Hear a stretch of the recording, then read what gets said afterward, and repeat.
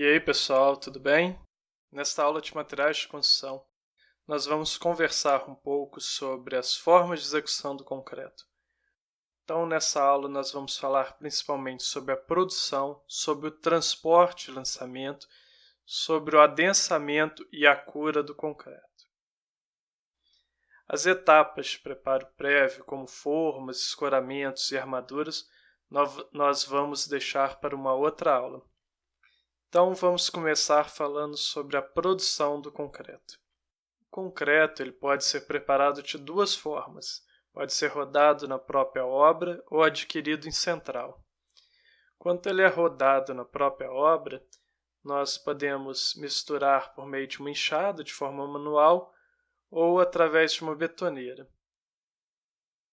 A mistura manual através da enxada ela é muito precária.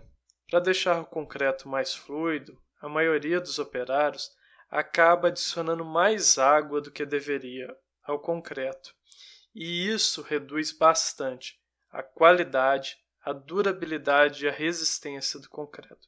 Assim, você deve evitar o máximo possível esse tipo de mistura, porque a qualidade do concreto misturado na enxada, na maioria dos casos, fica bem aquém do ideal.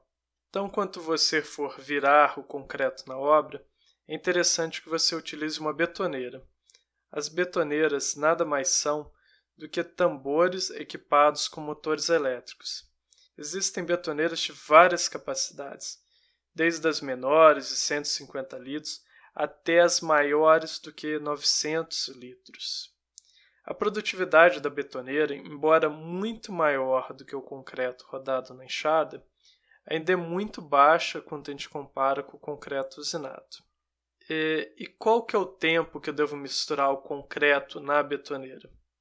Isso daí varia bastante em função da quantidade de concreto que você está misturando e em função também da consistência do concreto. Concretos de consistência mais seca demandam mais tempo para a gente conseguir uma mistura uniforme. Atualmente, em obras de médio e grande porte, é mais comum o consumo de concreto usinado, também chamado de concreto pronto. Entre as vantagens desse tipo de concreto, nós podemos destacar a eliminação de desperdícios de areia, de brita, de cimento, a diminuição do número de operários na sua obra e a maior produtividade da equipe, além de uma garantia de qualidade pelo fabricante. Tudo isso, na maioria das obras, gera uma redução do custo com o concreto. Existem basicamente dois tipos de centrais de concreto. Existem as centrais misturadoras e as centrais dosadoras. As centrais dosadoras são aquelas que apenas pesam os materiais de acordo com o traço estabelecido no projeto e transferem esses materiais para o caminhão betoneira, onde é realizado todo o processo de mistura. Já as centrais misturadoras, elas realizam a dosagem e a mistura do concreto. Nesse caso, o caminhão betoneira tem simplesmente a função de transportar e garantir a homogeneidade durante o transporte. No Brasil, predominam as centrais dosadoras, por isso nós vamos comentar um pouco mais a respeito desse tipo de central. Essa foto você pode ver o carregamento de um caminhão betoneira, a gente vê as pilhas de agregados, a central de controle, os silos de cimento. Nessa foto você pode ver uma outra usina dosadora, como que funciona. Uma pá carregadeira leva os agregados até essa moega, por essa moega ele sobe por esteira até a balança de agregados e todo o procedimento de pesagem é feito de forma automatizada pelo centro de controle. Aqui você pode ver o carregamento do caminhão betoneira. Em cima nós vemos os selos de cimento e pela lateral nós vemos agregados já pesados. Agora vamos falar sobre o transporte e o lançamento do concreto. O concreto ele pode ser transportado e lançado de forma horizontal por meio de carrinhos de mão, jirica, ou quando as distâncias são maiores por meio de caminhões betoneiras. Então, a diferença do carrinho de mão para a jerica é basicamente o volume. A jerica tem uma capacidade maior. Um cuidado que você deve ter na sua obra é minimizar a distância percorrida pelo carrinho de mão e pela jerica, para evitar a segregação do concreto com a trepidação. Aqui você pode ver uma figura que ilustra o caminhão betoneiro. A gente tem caminhões betoneiros de vários volumes, tem desde 5, 8 até 10 metros cúbicos. Na vertical, o concreto ele pode ser transportado por meio de balde rodando, que é um método muito arcaico, ou através de elevador de obra. Esses dois métodos têm uma produtividade muito baixa mesmo. Em obras de médio e grande porte, no Brasil a gente tem utilizado mais as gruas e o concreto bombeado. Vantagem da grua e do concreto bombeado, além da grande produtividade, é o fato que eles permitem o lançamento e o transporte tanto na vertical quanto na horizontal. Nessa foto você pode ver um concreto transportado com grua. Uma boa prática é a gente utilizar 2 silos, enquanto um está embaixo carregando, o outro está lançando o concreto. Esse método ele tem uma produtividade menor do que o concreto bombeado. Então agora vamos falar sobre concreto bombeado. Uma forma bem interessante de transportar o concreto é bombeá-lo por meio de tubulações e mangotes até o local exato do lançamento. Para ser adequadamente bombeado, o concreto ele tem que ter uma consistência mais fluida e um teor de argamassa maior do que os outros métodos de lançamento, para evitar entupir o equipamento. O concreto bombeado ele apresenta uma série de vantagens, como distribuição eficiente do concreto por todo o local da obra, redução da mão de obra, maior agilidade na execução do serviço. Para você ter uma ideia, enquanto outros métodos apresentam produtividade na casa de 5 até 15 metros cúbicos por hora, o concreto bombeado pode apresentar produtividade de até 80 metros cúbicos por hora, ou seja, é um método muito produtivo. Existem basicamente 3 tipos de bomba para concreto: a bomba estacionária, a autobomba e o caminhão bomba-lança. A bomba estacionária, que é essa daí mostrada na foto, também é chamada de reboque. É uma bomba simples que necessita de um veículo para levá-la até o canteiro de obra. Já a autobomba nada mais é do que uma bomba estacionária acoplada a um caminhão. Tanto a bomba estacionária quanto a autobomba, elas precisam da montagem da tubulação no local. Para vocês terem uma ideia, o recorde mundial de bombeamento pertence ao Burj Khalifa em Dubai. Os engenheiros alcançaram um bombeamento de 600 metros de altura.